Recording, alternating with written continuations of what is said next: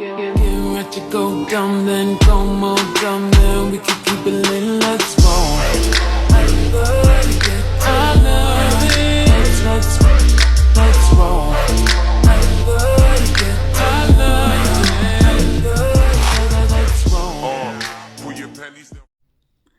Akta jual beli adalah akta otentik yang dibuat oleh notaris atau pejabat yang berwenang, seperti pejabat pembuat akta tanah atau PPAT, untuk membuktikan secara sah terjadinya peralihan hak atau suatu benda yang biasanya adalah tanah dan bangunan dari pihak penjual kepada pihak pembeli.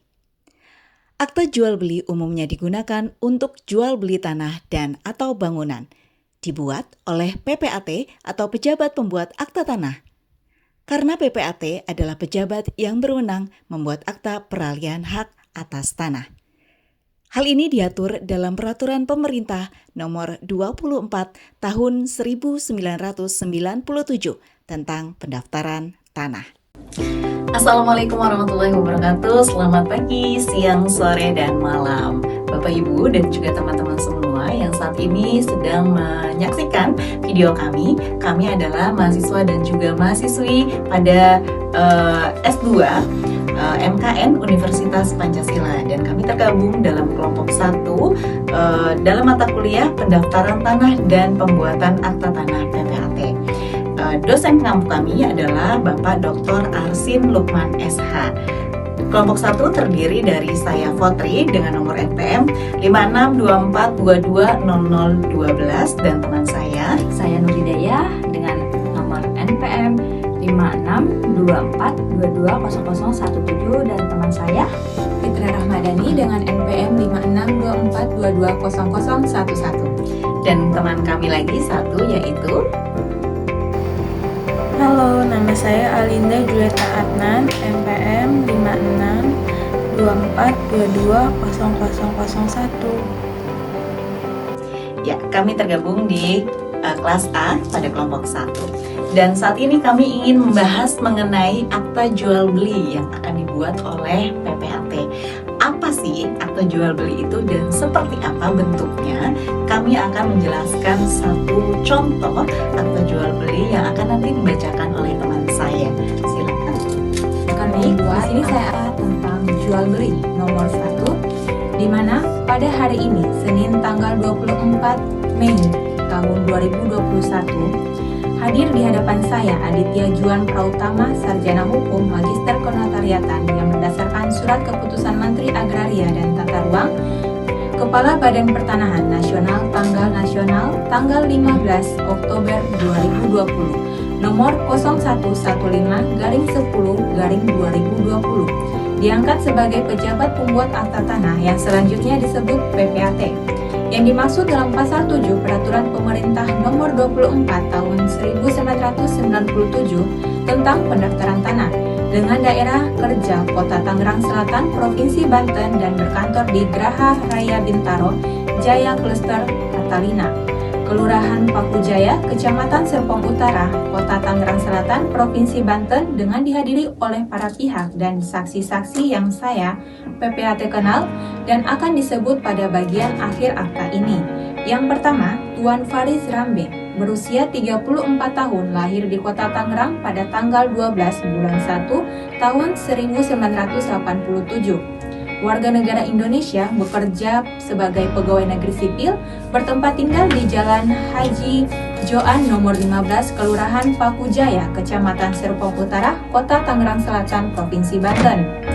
Belum kawin, pemegang kartu tanda penduduk nomor induk kependudukan dengan singkatan NIK 32030812018733. Menurut keterangannya, belum menikah sehingga dalam melakukan perbuatan hukum di bawah ini tidak memerlukan persetujuan dari siapapun. Selaku penjual untuk selanjutnya disebut pihak pertama. Yang kedua, Nyonya Anissa Wahyusari, berusia 47 tahun, lahir di Jakarta pada tanggal 28 bulan 4 tahun 1974. Warga negara Indonesia, bekerja karyawan swasta, bertempat tinggal di Jalan Pusdik Lantas nomor 43, Kelurahan Paku Jaya, Kecamatan Serpong Utara, Kota Tangerang Selatan, Provinsi Banten. cerai mati, pemegang kartu tanda penduduk nomor induk kependudukan 32012128047422. Selaku pembeli untuk selanjutnya disebut pihak kedua. Para penghadap dikenal oleh saya, PPAT. Pihak pertama menerangkan telah menjual dan menyerahkan kepada pihak kedua, dan pihak kedua menerangkan telah membeli dan menerima dari pihak pertama berupa hak milik nomor 00500 Paku Jaya tercatat atas nama Faris Rambe atas sebidang tanah pekarangan sebagaimana diuraikan dalam surat ukur tanggal 2 Maret 2020 nomor 01245 Paku Jaya 2020 seluas 100 meter persegi dengan nomor identifikasi bidang tanah 28043503100500 dan surat pemberitahuan pajak terhutang pajak bumi dan bangunan nomor objek pajak 327600000500012210 terletak di Provinsi Banten, Kota Tangerang Selatan, Kecamatan Serpong Utara, Kelurahan Paku Jaya. Jual beli meliputi juga sebuah bangunan rumah tinggal permanen yang berdiri di atasnya dengan izin mendirikan bangunan atau disingkat IMB nomor 198-4-2020 tanggal 25 April 2020 dan segala sesuatu yang tertanam di atasnya yang menurut peraturan perundang-undangan dapat digolongkan sebagai barang tidak bergerak. Selanjutnya, semua diuraikan di atas dalam akta ini disebut objek jual beli. Pihak pertama dan pihak kedua menerangkan bahwa A. Jual beli ini dilakukan dengan harga 500 juta rupiah. B. Pihak pertama mengaku telah menerima sepenuhnya uang tersebut di atas secara tunai dari pihak kedua, dan untuk menerima uang tersebut, akta ini berlaku juga sesuai tanda penerimaan yang sah atau kwitansi. C. Pihak kedua sudah mengetahui lokasi, letak tempat, dan batas-batas tanah objek jual beli. D. Jual beli ini dilakukan dengan syarat-syarat sebagai berikut. Baik, di sini saya akan membacakan pasal-pasalnya. Yang pertama, Pasal 1. Mulai hari ini objek jual beli yang diuraikan dalam akta ini telah menjadi milik pihak kedua dan karenanya segala keuntungan dan kerugian yang didapat dari objek jual beli tersebut di atas menjadi hak beban pihak kedua. Pasal 2. Pihak pertama menjamin objek jual beli tersebut di atas tidak tersangkut dalam suatu sengketa, bebas dari sitaan, tidak terikat sebagai jaminan sesuatu utang yang tidak tercatat dalam sertifikat, dan bebas dari beban-beban lainnya berupa apapun. Pasal 3. Dalam hal terdapat perbedaan luas tanah yang menjadi objek jual beli dalam akta ini dengan hasil pengukuran oleh kantor pertanahan, maka para pihak akan menerima hasil pengukuran tersebut dengan tidak memperhitungkan kembali harga jual beli dan tidak akan saling mengadakan gugatan. Pasal 4. Kedua belah pihak dalam hal ini dengan segala akibatnya memilih tempat kediaman hukum yang umum dan tidak berubah pada kantor Pengadilan Negeri Tangerang di Kota Tangerang. Pasal 5. Biaya pembuatan akta ini, uang saksi, dan segala biaya peralihan hak ini dibayar oleh pihak kedua. Demikian akta ini dibuat di hadapan para pihak. Dan 1. Tuan Nopal Fikri berumur 33 tahun, lahir di Tangerang pada tanggal 15 bulan 9 tahun 1987, warga negara Indonesia, karyawan notaris, bertempat tinggal di Jalan Budi 2 nomor 10, Kelurahan Paku Jaya, Kecamatan Serpong Utara, Kota Tangerang Selatan, Provinsi Banten, memegang kartu tanda penduduk dengan nomor induk kependudukan 3230-82150-98777. Dan yang kedua, Tuan Wawan Irawan, 31 tahun, lahir di Tangerang pada tanggal 20 bulan 5 tahun 1990, warga negara Indonesia, karyawan notaris, bertempat tinggal di Jalan Nusa Loka nomor 48, Kelurahan Paku Jaya, Kecamatan Serpong Utara, Kota Tangerang Selatan, Provinsi Banten, pemegang kartu tanda penduduk dengan nomor induk kependudukan 32005820059005. Keduanya sebagai karyawan PPAT yang berkedudukan di Kota Tangerang Selatan sebagai saksi-saksi, dan setelah dibacakan serta dijelaskan maka dan pihak kedua tersebut di atas akta ini ditandatangani oleh pihak pertama, pihak kedua, para saksi dan saya PPAT sebanyak 2 rangkap asli, yang 1 rangkap lembar pertama disampaikan kepada Kepala Kantor Pertanahan Kota Tangerang Selatan untuk keperluan pendaftaran peralihan hak akibat jual beli dalam akta ini. Baik, di sini langsung ke tanda tangan para pihak. Yang pertama ada pihak pertama atas nama Tuan Faris Rambe, pihak kedua Nyonya Anissa Wahyusari, dan saksi-saksi juga ikut bertanda tangan atas nama Tuan Nopal Fikri, dan kedua Tuan Wawan Irawan, dan yang terakhir ada tanda tangan pejabat pembuat akta tanah atas nama Aditya Juan Prautama SHMKN. Baik, terima kasih, itu bacaan dari akta jual beli. Yang selanjutnya saya akan serahkan kepada teman saya yang akan menganalisa akta tersebut. Terima kasih. Baik, saya Nur Hidayah akan menganalisa untuk akta AJB, yaitu sebagai berikut. Yaitu di sini ada KOP. Nah, KOP kita juga kita tahu di situ ada nama notaris daerah tempat bekerja, terus ada nomor SK, terus tanggal, tahun, alamat kantor notaris, nomor telepon, serta alamat email yang tertera di KOP tersebut. Ini ada judul pada pasal 38 ayat 1 huruf A. Dan di sini ada nomor akta. Nomor akta itu ada di pasal 38 ayat 1 huruf B. Ada hari, tanggal, dan bulan itu terdapat pada pasal 38 ayat 1 huruf A, yaitu pada hari Senin tanggal 24 Mei 2021. Dan di sini ada nama lengkap notaris yang berkedudukan pada pasal 38 ayat 1 huruf D, yaitu di sini notarisnya bernama Aditya Juan Prautama. Awal akta itu terdiri dari akta sampai dengan penghadap notaris.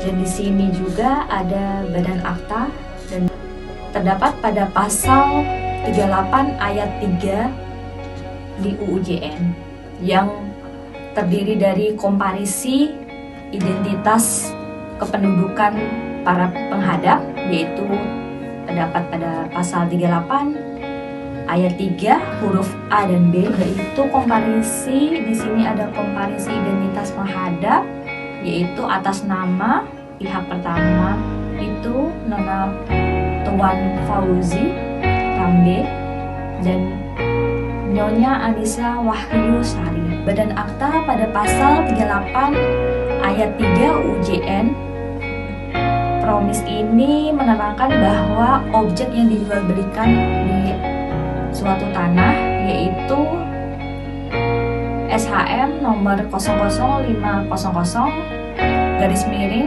Paku Jaya yang terap atas nama Fauzi Rambe yang luasnya yaitu 100 meter yang terletak di Provinsi Banten, Tangerang Selatan, Kecamatan Serpong Utara, dan Kelurahan Paku Jaya. Dan di sini premis juga menjelaskan bahwa harga tanah sebesar 500 juta.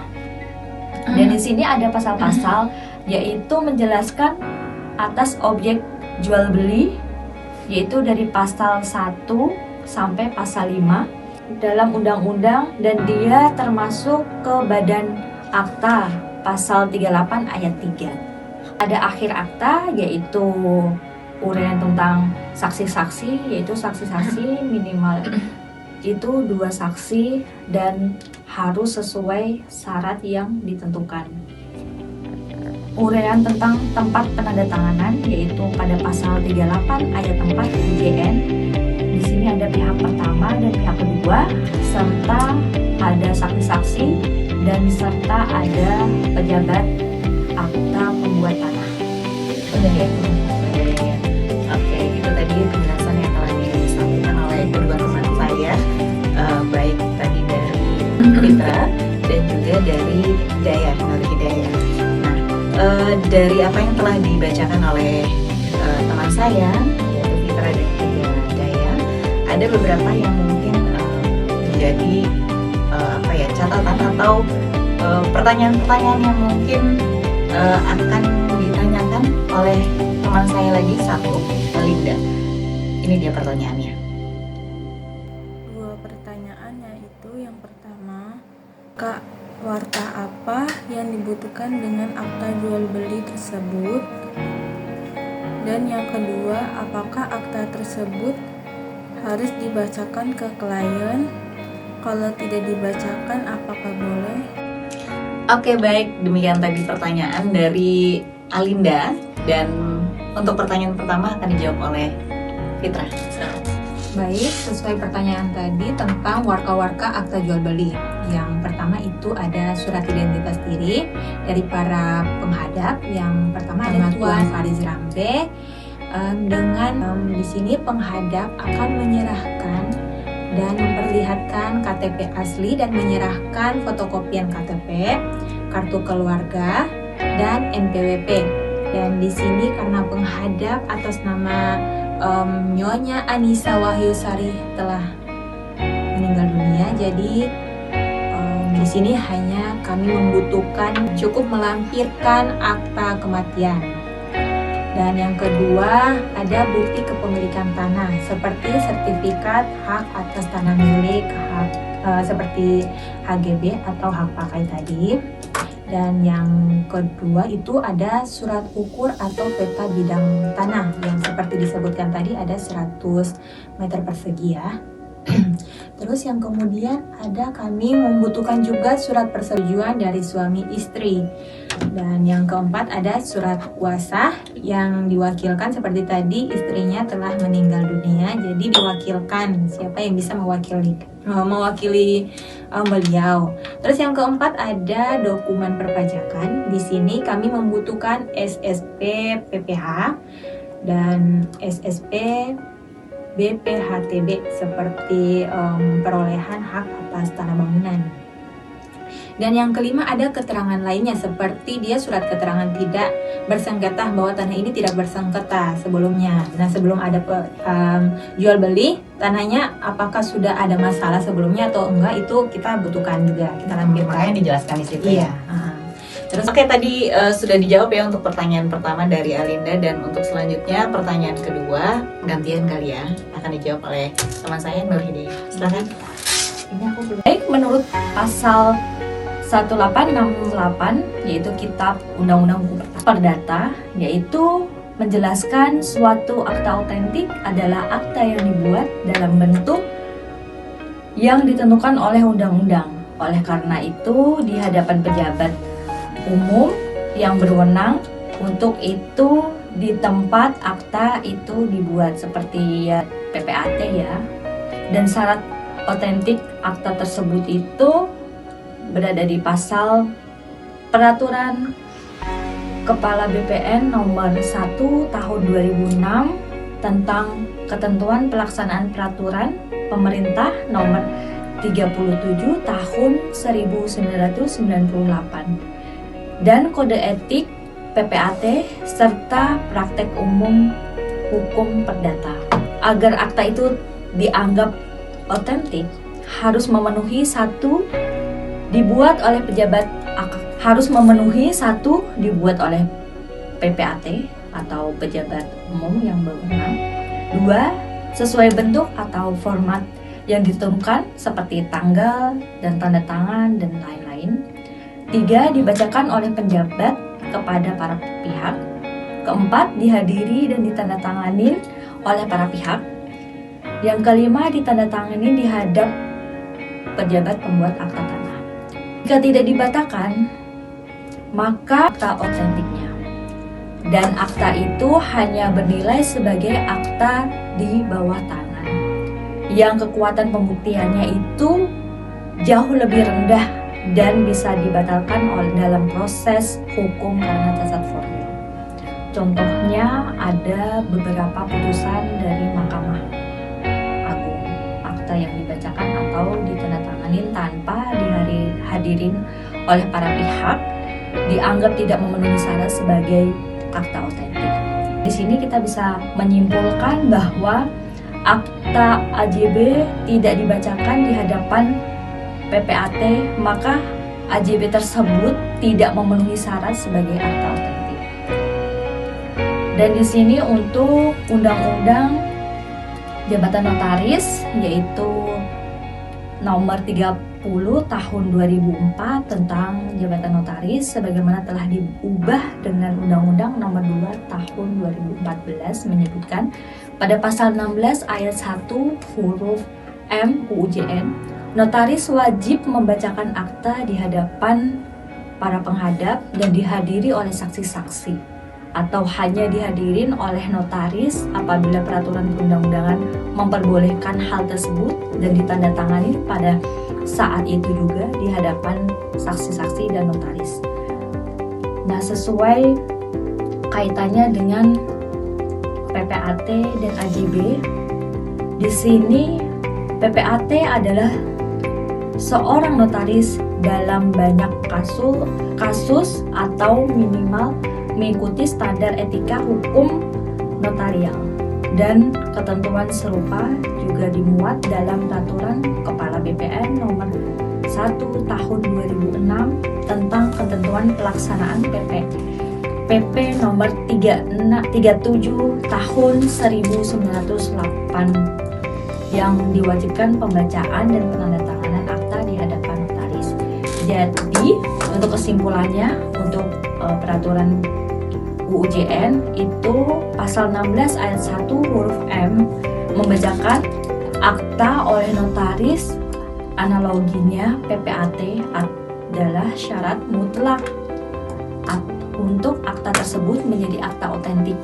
Tanpa pembacaan akta tersebut tidak bisa dianggap tidak otentik atau catat punya. Sudah. Berarti akta yang tidak dibacakan itu yang harusnya dibacakan menjadi akta otentik, karena tidak dibacakan menjadi tidak otentik gitu ya. Iya. Jadi sebisa mungkin notaris PPAT bisa membacakan akta yang sudah dibuat di hadapan PPAT dan juga para pihak beserta juga minimal 2 orang saksi. Dan tadi seperti apa yang dibilang oleh saudari Fitra, bahwa warkah-warkah yang harus dilengkapi itu antara lain KTP, KK, juga perpajakan ya. Seperti apa tadi ya, Mbak Fitra ya? SPT, PPH ya, PPH dan juga PPHTB. Bukti bahwa mereka sudah membayarkan pajak-pajak yang memang harus dibayarkan terlebih dahulu. Lalu juga tadi karena si pembeli, Bapak siapa itu tadi? Almarhumah istrinya, karena istrinya sudah meninggal, maka diperlukan bukti bahwa memang istrinya itu sudah meninggal dengan memperlihatkan surat keterangan kematian. Begitu. Jadi mungkin dari 2 pertanyaan itu cukup membantu Bapak Ibu dan juga teman-teman yang saat ini menyaksikan video kami di layar YouTube.